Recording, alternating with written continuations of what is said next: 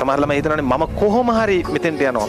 කොහොම හරි කියන එක පැත්තකින් තියන්නේ. එම කොහොම හරි ගියපු කවුරුත් නැහැ.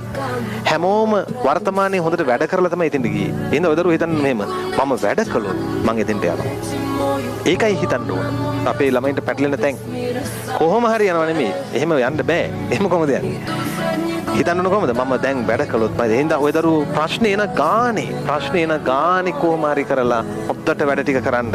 මේක වලගේ අයියෙක් අක්කෙක් ඉන්නවා නම් ඒගොල්ලන්ට කියන්න. ඒගොල්ලෝ රැකියාවක් කරනවා නම් ඒගොල්ලන්ට ප්‍රශ්න තියෙනවා නම් ඒ රැකියාව හොඳට කරන්න කියලා. කරන දේ හොඳට කරන්න කියන්න. තව දෙගුණයක් මහන්සිලා වැඩ කරන්න කියන්න. අන්න එහෙම වර්තමානයේ හදද්දී අනාගතේ එන්න තියෙන ප්‍රශ්න ටික පැනලා යනවා. හැබැයි පුතා ප්‍රශ්න කියනේවා එන්න තියෙනේවා. ප්‍රශ්න කියන්නේ ඔක්කොම ආපු ඒවා නෙමෙයිනේ එන්න තියෙනේවා.